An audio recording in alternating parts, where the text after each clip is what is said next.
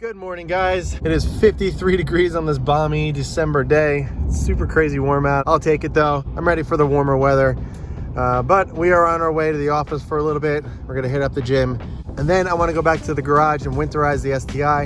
And I'm just gonna go over all the steps that I do in order to do that. So let's go ahead, let's get some things done throughout the day. I'll try to get some gym clips as I normally do. Then we'll head back into the garage and work on the STI.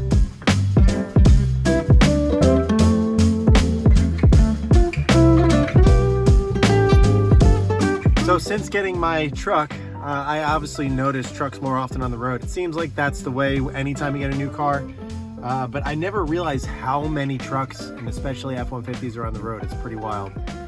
But there's actually a truck in front of me. It's really nice. It's my exact same one, same spec, same everything, same trim level, but it's red, and it actually has the exact wheels that I purchased, which is kind of strange. I never saw them on the road, but it is sitting right in front of me. And it looks really good. I don't want to show you the wheels just yet, just because I want to leave somewhat of a surprise, but they look freaking really good and I'm really happy with my choice. Truck wheels in general are kind of a hit or miss.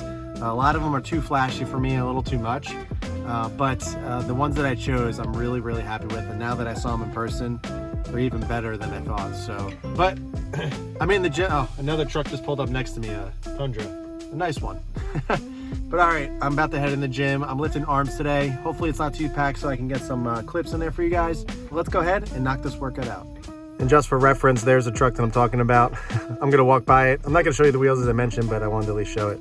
And here's the Tundra that pulled up next to me. Honestly, everywhere I go, I see trucks now.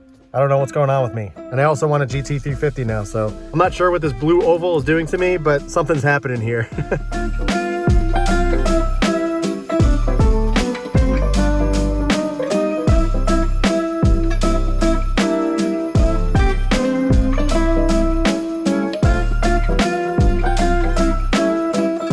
Never mind about that. Every single time I tried to get a clip while I was in the gym, somebody was walking past it, or just, it was so busy, it was ridiculous. I did arms, got a good workout in, but I was kind of pressed for time. So let's head back to the garage. Let's talk about winterizing the STI. It is pretty warm out today. I kind of wish I took the STI out, but it was a little damp this morning. So I didn't want to get the car all wet and everything and have to rewash it. So yeah, but right now it's 65, it's super nice out. So it's nice windows down, kind of driving weather. But all right, I'm all out of breath. Jeez, I feel like an old man. But all right, let's head back to the garage and store the STI.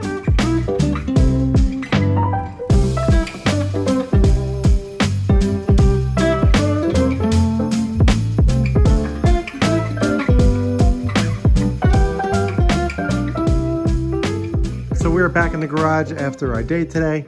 So now I want to go over of how to winterize your STI, your car. Now keep in mind, this is just the way that I do it. This is not a long-term solution. This is more so just storing it for, a couple weeks to a month to 2 months at a time. So if you're looking for information of how to store a car for longer periods, up to 6, 7, 8 months, a year, then you may want to look into some other solutions. But for me, this is just what I have always done when I store cars in the winter. And I take them out every once in a while in the colder months if it's a dry day and a warmer day and there's no brine or salt on the ground or anything like that. So I don't like to do any storage methods where you're actually, really storing it for a long time. It's more so just kind of prepping it just to make sure it's okay for those few weeks, few months that it's going to be sitting. Now, before anybody asks, I know Subarus and WRXs and STIs, they're amazing in the snow and in inclement weather. I've driven Subarus through the winter in bad weather for the past decade now. So I'm very, very aware of how capable these cars are during that kind of weather. But with this one specifically, I put a lot of time and effort into this one.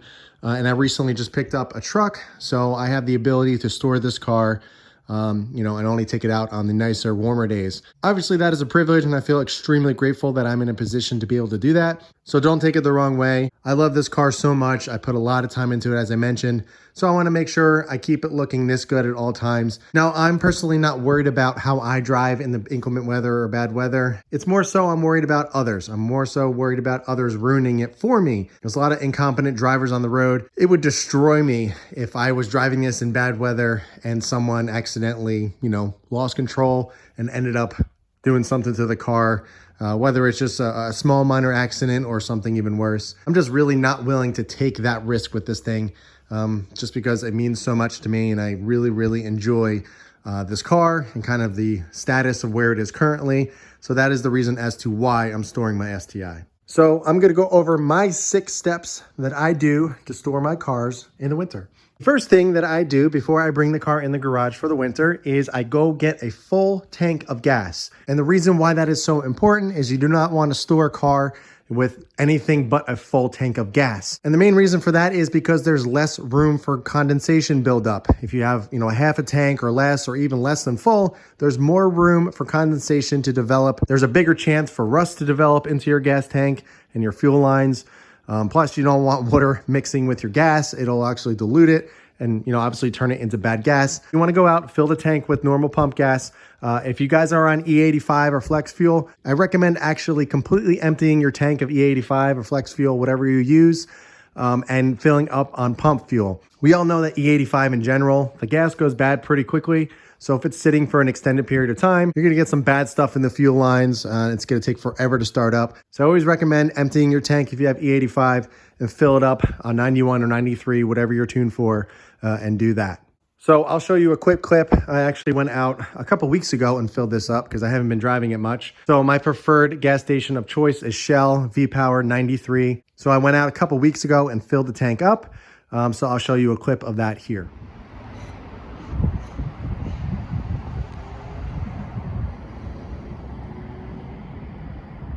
Now that the gas tank is completely filled up, we're good to go.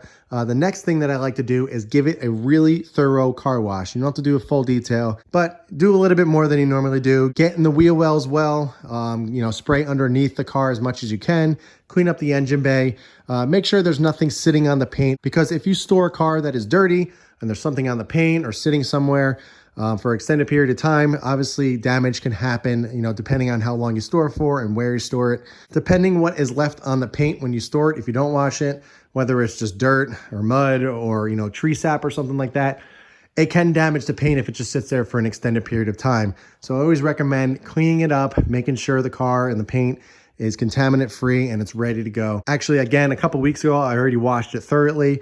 So I'll insert a few clips of me doing that here.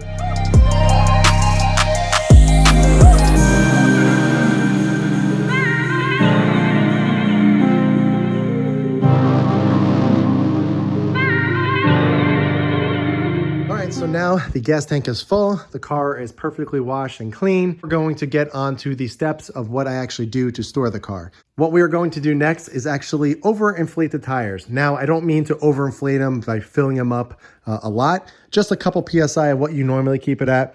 I typically keep these tires at 33, 34, so I'd probably bump it up to 35, 36, just a couple PSI.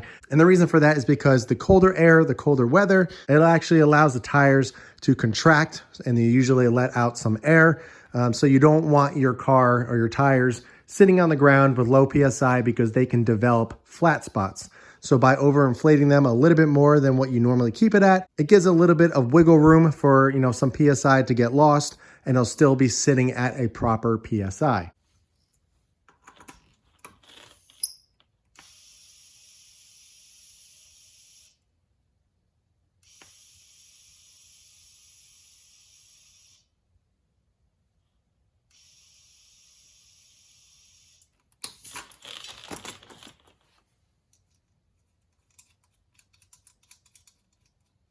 Now, another step that you can do, I don't do it because I'll explain in a second as to why, but it refers to the tires as well, so I'll throw it in here. Typically, you do not want tires sitting on cold concrete. Same reason, the tires sitting on cold ground can create flat spots. So some people, there's 2 options that you can actually do. You can actually jack the car up so it's completely off the ground. Personally, I'm not a fan of that method because the suspension's at full droop. So, the whole time that you store the car, the suspension is completely dropped. And I don't know, I don't feel comfortable with that. I'd rather it fully compressed, how it sits comfortably. And the second thing that you can do is actually park it on some type of soft fabric, like a carpet, something like that. What I used to use is small carpet squares. They were just some old raggedy carpets. And I used to cut them up into small squares and then drive the tires directly onto them. So it was sitting on some nice carpet. I don't do that now because I have the Swiss tracks. This is a plastic type of flooring, so it's not sitting directly on the concrete. So that is another win for Swiss tracks. All you got to do is just pull in, you can park right on here and you're totally fine. So I went around, every tire was at 33, so I went around and filled up to 35. Again, just a couple PSI, you don't have to overinflate them like crazy. Just remember when you take it out of storage to bring the PSI back down to your preferred pressure. So keep that in mind when you take it out of storage. Now, the next step that I do, obviously it depends on where you live and where you actually storing your car. For me, the car remains safe in a nice garage. It stays pretty decently warm in here. When it's really cold out, it gets about 15 here, so it's not that bad.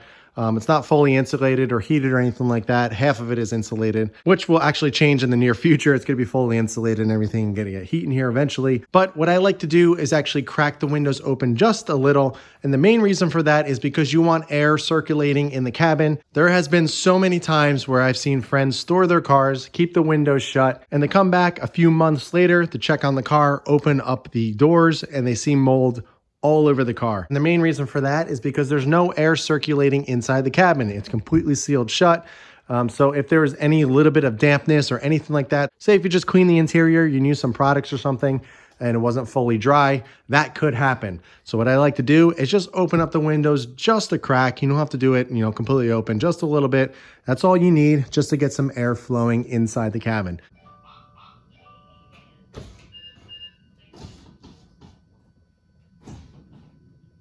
All right, so that is all you need. Actually, it's a little bit more than I wanted to, but that is totally fine. You only need to open it maybe, just like a half an inch. It's probably about a full inch here, which honestly doesn't matter. So just by opening the windows, it's gonna allow some air circulation, just enough to keep it moving so no mold or anything weird happens on the inside, especially on the Alcantara and the soft materials on the inside of the cabin.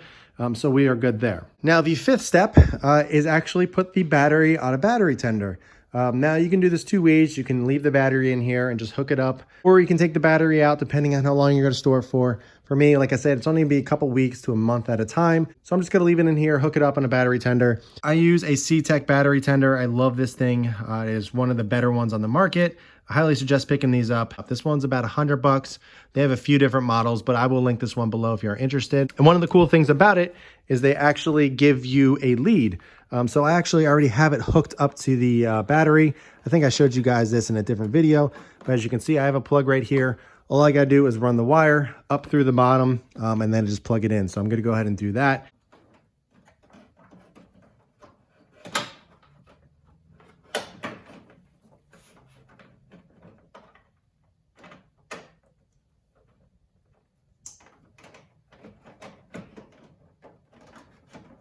So you can see on here, it's charging up. It's at the 3 right here. Once it hits the green, that's fully charged. The next step is actually the last step, and we're going to go ahead and cover up the car with a car cover. I've been using this car cover for about a year now. I absolutely love it. I'll link it below if you guys are interested. Now, this is not an outdoor car cover. This is purely for indoors. It's very thin. It's made of like a silky material on the inside. It's kind of like a microfiber, so it's very soft in the paint. It is great. It form fits over the entire car very, very well. I do not like the big baggy car covers. I like the ones that form fit. Now, this is not specifically made for the STI, but it fits really, really well, especially with the giant wing in the back. I love this thing. I get questions on it all the time. They're about 150, 160 bucks, 100% worth it. There are some car covers out there that are way, way more expensive, but I found this one to work the best for me, and it is a great, great indoor car cover. And they have options for all types of cars, not just STIs. So if you are interested in picking that up, there's a link below as well to that. So we have everything prepped and ready to go. The next couple steps are just, I'm gonna fold up the mirrors and actually close up the hood. I ran the battery tender through the bottom of the TBW Performance under tray. So I have the ability to actually close up the hood completely. So we got the hood closed, mirrors closed in, we're good to go. So I'm going to actually throw the car cover on, and I'll show you guys how it fits and everything, and then we will be set. There's a couple things that I'm sure people are gonna have questions on about certain things that I didn't do. So I'm gonna go over them at the end of this video, so make sure you watch the whole thing.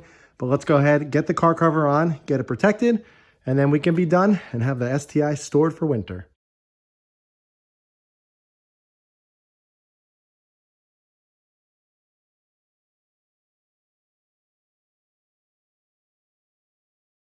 There we go, guys. The STI is fully stored. Those are the 6 steps that I take to store my cars. Again, it is not a permanent solution where you're going to store it for, a year, 6+ months. This is more so just a temporary solution. But this is what I've done for many, many years, and it always seems to work just fine for me. But I want to go over a couple points of things that I did not do that some people may do when they winterize their cars. One of the things that you guys are probably wondering why I didn't do is add any fuel stabilizers or enhancers. I do not like adding that stuff to my cars. The main reason is because that stuff can foul up spark plugs prematurely. So I don't like adding that stuff. I'd rather just top it off with some fresh gas and then take it from there. Another question that you may be asking is, should I start my car or should I drive it when it is stored? Now, my philosophy is if you're going to store it, store it. If you're going to drive it, drive it. That's just a motto I've always gone by. It's not good to just start the car and let it warm up. I don't know why people do that during the winter. I get you want to charge your battery, but just spend, $50 to $100, get a battery tender, and you'll be good. You won't have to do that. Honestly, it is the best thing to do if you don't plan on driving your car and, for an extended period of time. It doesn't necessarily have to be just for winter, depending on where you live. So yeah, guys, that is everything. That is what I do to store my STI during the winter months. If you guys have any questions about any of the steps that I do, or maybe some of the things that I didn't do that you do, be sure to ask them below. I'll be more than happy to go into detail a little bit more, kind of go over my thoughts and everything as to why I did that or I didn't do it.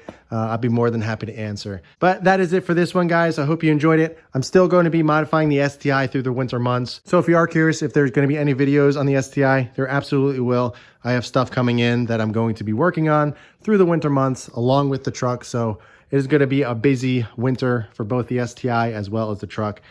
So there is still going to be plenty of STI content. Don't be worried about that. But that is it for this one. If you have any questions, as I mentioned, ask them below. But in the meantime, keep it clean, keep it simple, and I'll catch you guys in the next one.